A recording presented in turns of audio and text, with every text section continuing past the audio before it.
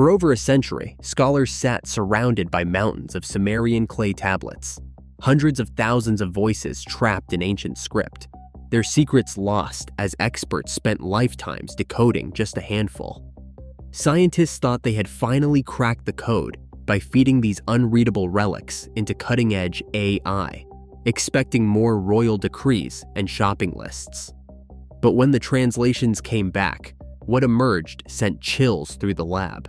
Buried in the everyday, AI uncovered a forgotten creation story, one that claims humanity was engineered as labor, born from rebellion and blood, not love.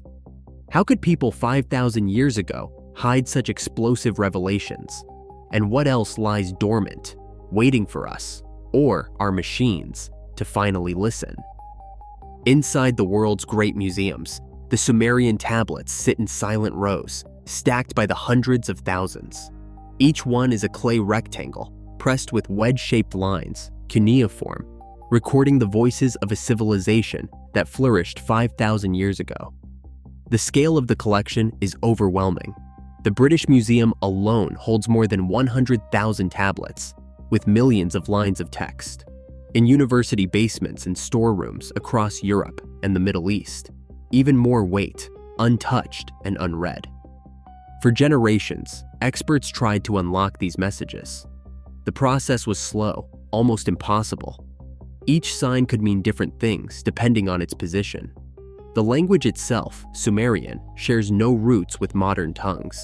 Scholars like Leonard William King devoted their entire careers to a handful of tablets, sometimes spending years on a single line, often leaving their work unfinished when they died. The task was so immense that even the most dedicated Assyriologists admitted defeat. In King's field notes from the early 1900s, frustration seeps through the careful handwriting. Many stones unreadable, years spent on a single column without answers. The tablets became a mountain too steep to climb.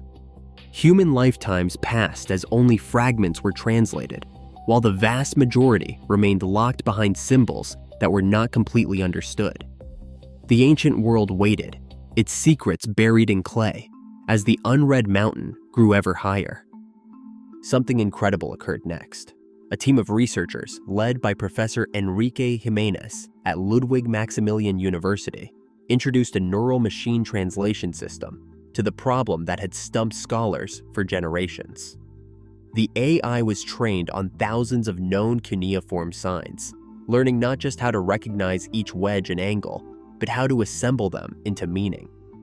It measured its progress with something called the BLEU score, a number that tells how closely the machine's translation matches what a human expert would produce. Early results hovered around 37, a level considered strong for ancient languages with so many ambiguities.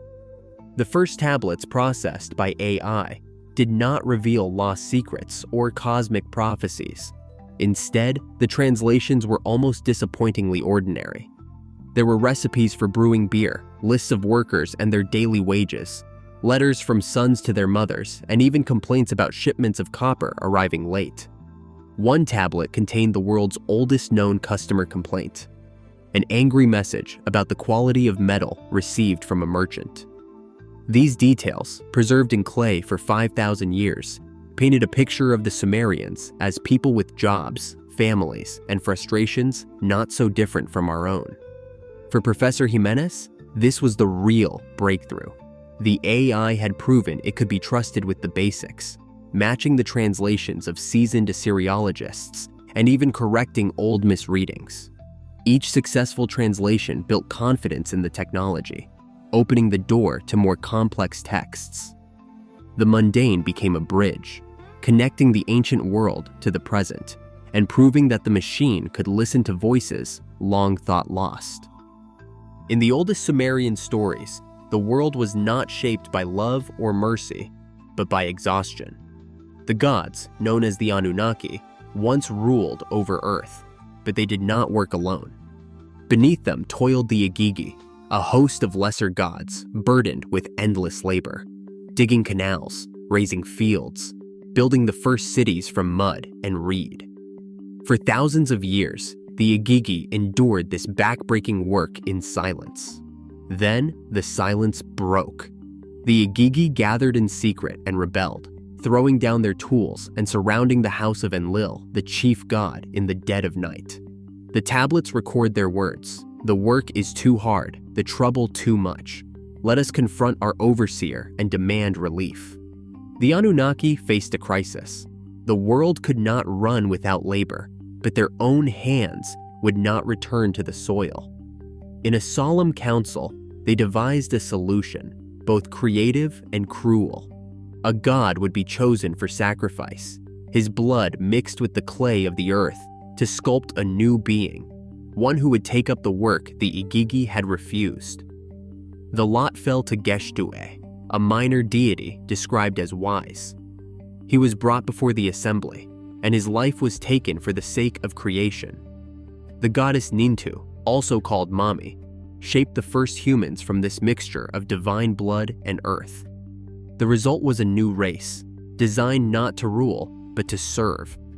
Sumerian tablets, such as the fragment from Nippur, Amoni 12,501, preserve the chilling formula. Let blood be mingled with clay, and let God and man be joined.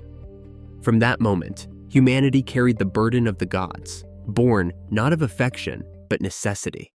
The clay and blood motif would echo through every later myth, a reminder that the first humans were made to be workers, inheriting both the strength of earth and the restless spirit of a sacrificed god. Adapa stands at the center of the oldest Sumerian creation stories, a figure unlike any that came before. Shaped by the god Enki, Adapa was not just another worker molded from clay and divine blood. He was given a mind sharp enough to understand the language of the gods and to read the winds and the stars. The tablets describe him as wise, capable of tasks that even lesser gods could not perform. This intelligence was a gift, but it was also a risk. The gods debated among themselves, uneasy about what they had made. If Adapa could think, what else might he do? The story takes a dark turn when Adapa is summoned to the heavens. There, he is offered the food and water of life, gifts that would make him immortal. But Enki, fearing the consequences, secretly warns Adapa not to eat or drink anything offered by the gods above. Trusting his creator, Adapa refuses. In that moment, immortality slips through his hands. The records from Nineveh and Nippur are clear. Adapa returns to Earth, alive but destined to die, carrying knowledge but denied eternal life. The gods have created a being who can reason and question, but they draw a line he cannot cross. The Sumerian tablets linger on this act of denial. Intelligence, once granted, cannot be taken back, but immortality can be withheld. The story of Adapa is not just about creation. It is about boundaries, caution, and the cost of giving too much. In the silence left by the gods' decision, a new question rises. What happens when a creation outgrows its purpose? Enlil, the chief of the gods, reached a breaking point. Humanity's voices had grown too loud, their work too effective. The tablets describe a council where Enlil argued that the world had become unmanageable, and only a great flood could bring silence. Enki, the god who shaped Adapa, stood against this plan. He found Ziusudra, a righteous man, and whispered a warning through the walls of a reed hut. Archaeologists digging at Shuruppak uncovered a layer of fine silt, evidence of a massive flood that swept through the city around 2900 BCE. The silt, nearly half a meter thick, separates two eras of habitation. At a similar band of clean clay sits between the ruins, dated by radiocarbon tests to the same period. These silent layers in the earth echo the story told in clay, a flood not of myth alone, but written into the land itself. Ancient Sumerian tablets known as the Mul-Apin series catalog the skies with a precision that still puzzles astronomers. These texts describe planetary movements, lunar cycles, and even a mysterious body called Nibiru, a detail that sparks debate to this day. Modern researchers, cautious by nature, point out that AI sometimes invents meanings where context is missing, especially with poetic or damaged passages. Yet, as the latest translations pour into open-source archives, the data grows richer, not stranger. The lead scientist on the project reflects on the irony. A tool created to serve, now revealing the secrets of another creation story. The line between creator and created blurs. If ancient gods once feared their own inventions, might outgrow them, the same question now faces us. The story is not finished. AI continues to read, to learn, and to ask questions we cannot yet answer. Out of hundreds of thousands of Sumerian tablets held by the British Museum, nearly 90% remain untranslated. In minutes, AI has revealed what took scholars lifetimes to decode. The tablets detail a creation story where humans were engineered as laborers for the gods, echoing the Adapa myth and the Agigi rebellion, motifs verified across sources like the Atrahasis and Enuma Elish. Evidence of a great flood, once dismissed as legend, now aligns with sediment layers dated to around 2900 BCE. Yet the meaning of terms like Nibiru and the source of the Sumerians' astronomical knowledge remain debated. The parallels are clear. Just as ancient gods shaped humans to serve, today's humans build AI to work for us. The archive is still vast. New translations emerge every day.